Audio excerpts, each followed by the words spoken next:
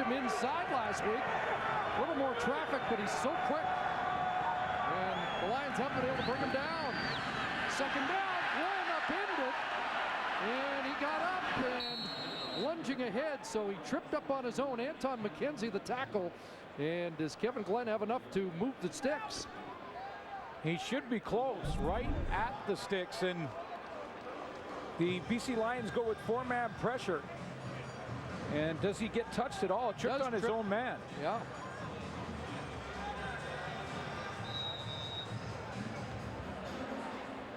And it was enough for a first down.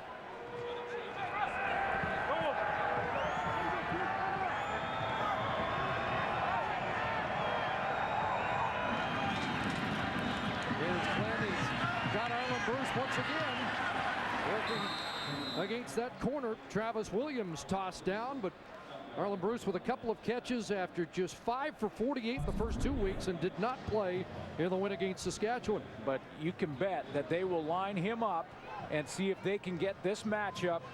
Perennial all-star in Arlen Bruce, one-on-one on a newcomer in Travis Williams. And that side of the secondary was tested a bunch by Ricky Ray and the Edmonton Eskimos. David Highland released because of the game last week. And they will test that side again here tonight. So second on the long yard, and a handoff straight ahead will be enough for a first down. Avon Coburn to midfield, and another Ticat first down. Marcel Belfait told me that he's been real happy with Avon Coburn. He's a guy that is very active on his Twitter account and takes that Twitter account right to the huddle. Talks a lot there too, and talks a lot at practice and a lot after practice. He's tweeting in the huddle. but he is productive getting those 5- and 6-yard chunks. First and 10. Here comes pressure. Corey Banks missed him, and it's dumped off, but they'll bring down Coburn behind the line of scrimmage back at the 51, and Corey Banks on the blitz comes up hobbling and somehow missed Kevin Glenn. He starts out with a little movement. Talked a little bit about Corey Banks' slow start to the season statistically. Now the Lions are saying that he's doing his job, playing his responsibility. He kind of shoots that gap and is right there. Hurt his knee in the process. Looked like he might have hit his own man. But he stays out there. Banks with 7 sacks last year comes into this game with only 4 tackles. Second and 14. Glenn with time. He's got Chris Williams again. Williams flying down to the 20-yard line before Dante Marsh trips him up. The kid out of New Mexico State lighting it up here in the opening half in Vancouver. Well, and guy who stepped out to cover him was Corey Banks, and Corey Banks looked like he was a little confused as to what the defense was. He's going to walk out. That's not Banks in front. There's Banks come underneath, and he thinks he's supposed to drop him. You can see he turned and pointed to J.R. Ruffin to say, okay, now you get him. Ruffin was way too deep to pick him up, and another big play by Chris Williams. Had a couple of drops in Edmonton in his first week. Moved inside for the injured Maurice Mann last week. And Chris Williams is on fire. Here's Glenn. McCurry grabbed the catch, and he's finally down at the 15-yard line. Corey Banks with first contact.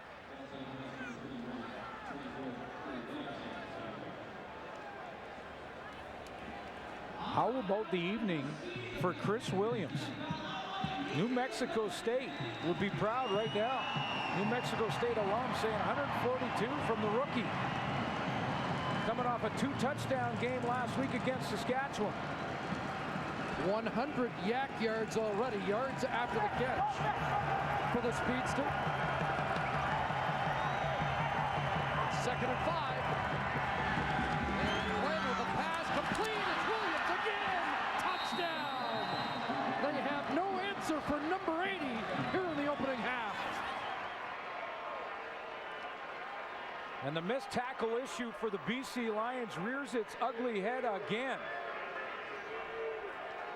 For the Hamilton Tiger Cats, you're right. Chris Williams seems unstoppable in this first half.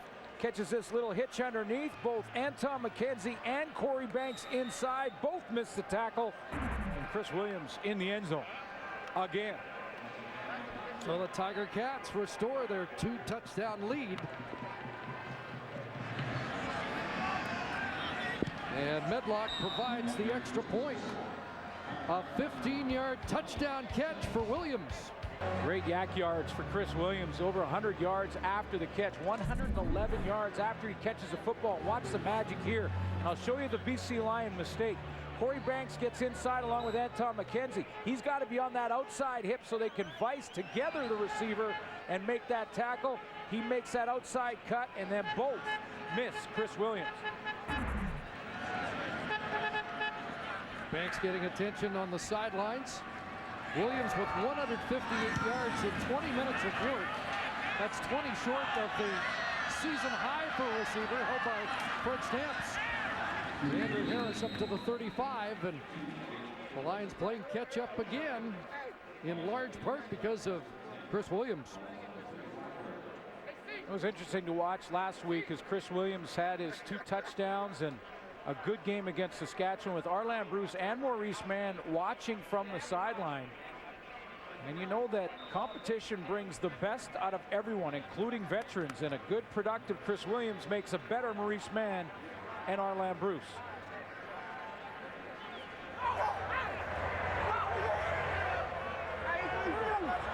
BC starts at their 35. A fake to Robertson. Lulay under pressure throws it away. And a flag is tossed by the back judge, Kerry Anderson.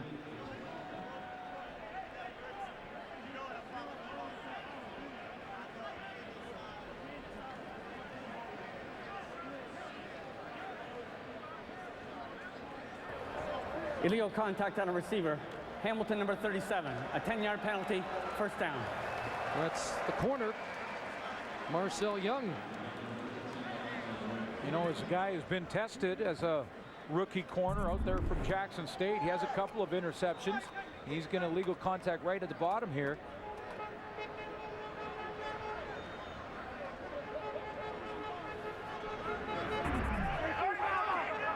Hands on the receiver, the boundary corner called. It's a first down up at the 45. Andrew Harris will stutter step, and now he'll push the pile across the 50, close to the 52. And it's 7 for the former Vancouver Islander. A guy that was very important in Andrew Harris. Their first home win last year versus Toronto, had a big over 70-yard punt return in that game to give the Lions a lift in a game they needed to get on track and get a win at home. That was in September, the first time they won here last year. 2nd and 3, bunch formation to the wide side. Robertson straight ahead, needs to get to midfield. Looks like he's got it. And we'll move the chains.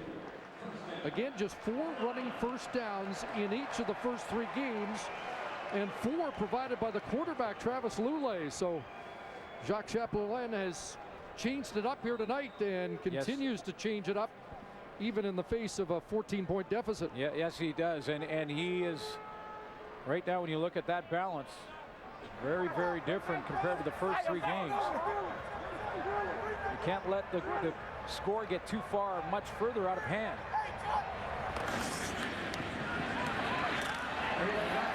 Gore tripped up, and Justin Hickman's going to get nailed for roughing the quarterback. Well, Justin Hickman goes around Ben Archibald on a great... Major foul, roughing a passer. Hamilton, number 95. 15 yards, automatic, first down. Great power move to the outside by Justin Hickman. He just finishes a little too strong. Watch Ben Archibald, the left tackle, get his head and his eyes down to the ground here. He gets that head down, and when he does, boy, it is around the corner for Hickman, who tried to pull up and couldn't in time. If he doesn't, Travis Lulay didn't have a receiver. He fell down. 32, strong, good. That's 25 yards in penalties on this drive against the Cat defense. The least penalized team in the league coming in. Big pressure here. Lulay downfield, and that falls short of Geroy Simon as the heat was on the Lion quarterback. Hamilton Tiger Cats did not buy the fake here. And Hickman in the stand-up position is one of them. who is wanting to make amends for a late hit penalty. Look how slow plays it, and then he steps up to contain Lule. If Lule gets the corner on 95, he's got a play and a chance to get it to Geroy Simon. Justin Hickman makes amends in one play. Simon has not had a catch so far tonight. It's 2nd and 10 at the Ticat 40.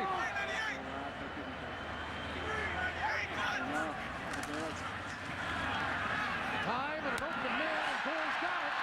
Sean Gore inside the 20. The Bishop product who came into the game as the 5th leading receiver in the CFL, tops among Canadian-born players. Well, you had just mentioned Geroy Simon doesn't have a catch tonight, and Gore and Simon matched catches coming in after 3 weeks, despite a couple of drops for Gore. In that Calgary game, he sits down in the zone there and catches that ball cleanly with his hands, not allowing the ball to get to his shoulder pads. 19-yard gain and a 1st down for the Lions. Simon hits the line in stride. Lule has time. Wants Gore. Got him. Down at the 5-yard line. Jason Shivers saves a touchdown. And another flag thrown late here. And I believe it's going to be for something that was said, not done. Because Travis Lule, I don't believe, was hit late. This flag came way back in the backfield. Lule throws it. He's okay. Very little contact there. Objectionable conduct. Hamilton, number 95. Half the distance to the goal. 1st down. And I think Justin Hickman went and had a few words with the official and been penalized. Now, it's only half the distance, but it does put it down just inside the 2-yard line. Hickman's coming off the edge.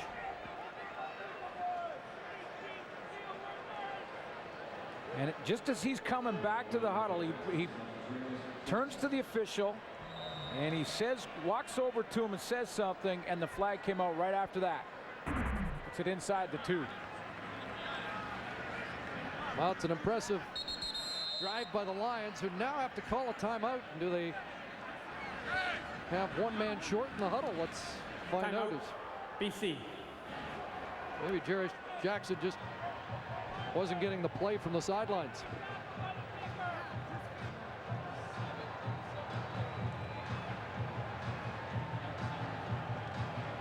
I think they are down a man. And Jarius Jackson looked at the huddle and he said, we're missing a guy. He only had 11 in the huddle. Dobson Collins comes out.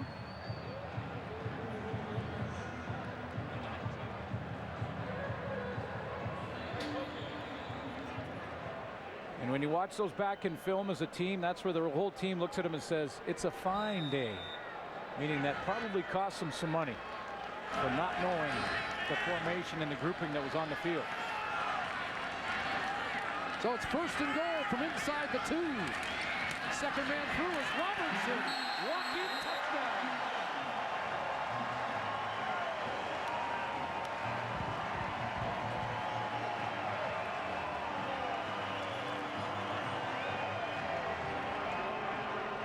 Oh, it looks like we've got a shootout at Empire tonight. Committing to the run pays dividends down the line, and that time great surge from the offensive line. I believe Rolly Lombala was part of it as well. The lead back, the lead fullback coming out of there. And you're right, Chris. Jamal Robertson walks in.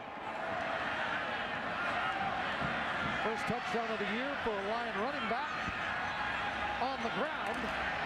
And McCallum boots the extra point. The Hamilton lead now, just a touchdown.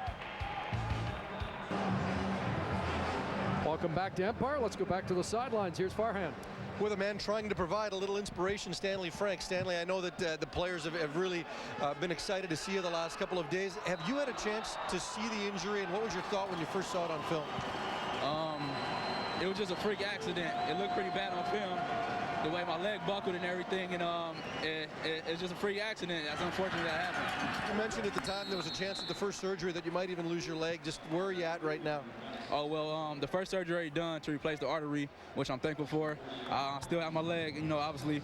But now I just have one more surgery to reconstruct the whole knee and everything. And hopefully everything goes well with that one. And then I'll start on the process of rehabbing. What about what this team has meant to you in such a short period of time? It's pretty obvious that they're really pulling for you right now. Yeah, it's crazy. Like, you don't know how much guys really care until, unfortunately, like something like this happens.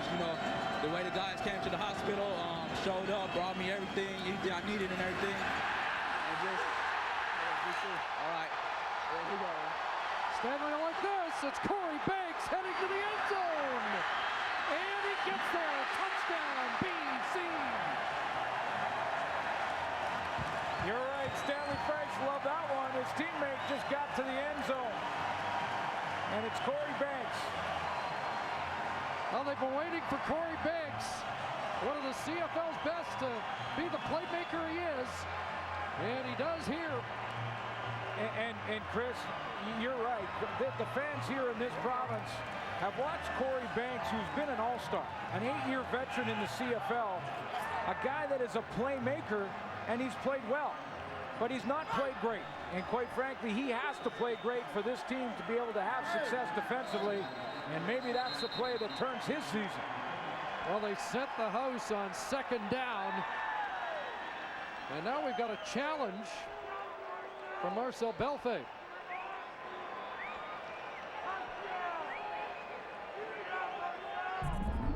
I don't think this ball ever touches the ground. I'm not sure what Marcel Belfait could be challenging here, because ball pops out and never touches the ground. So whether it's fumbled or thrown or that arm was moving forward, it's either interception or a fumble recovery. And he did pick up the flag, so I don't think there will be a challenge. Challenge flag picked up, and Corey Banks hits Painter.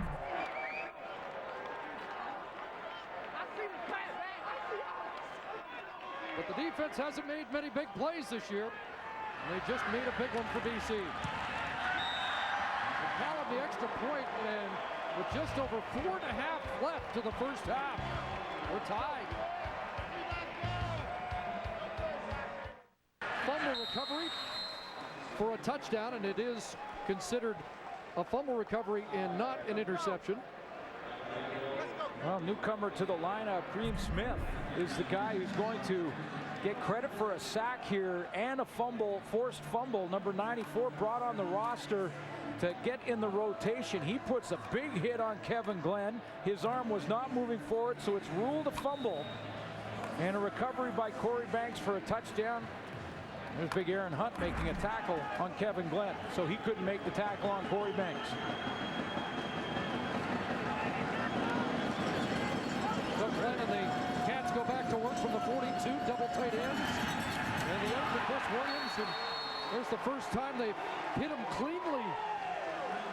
And no yak yards for Chris Williams on the hit by the veteran corner, Dante Marsh. Well, that was a form tackle at its best as Dante Marsh wrapped up, because Chris Williams has avoided the tackles and forced BC into a lot of those missed tackles that's been haunting them all season long. But this is a good form tackle. Wrap up, drive your legs, down goes the receiver. And Marsh criticized by the coach last week. You heard the guys back in the studio talking about that before the game. He ended up with 8 tackles on the night, but there were a few misses they didn't like, and they get to Glenn again, and he is ruled down for another BC Lions sack. So they're turning the heat up, and this time Karan Williams gets home. Karan Williams did not have a sack coming into this game, but he did have 3 tackles for losses. And when I went back and watched the game again against the Edmonton Eskimos, Karan Williams was getting off the football and was in the Edmonton backfield a ton. Tim Brown from his 25 comes to the short side, and Jamal Johnson with another heavy jolt.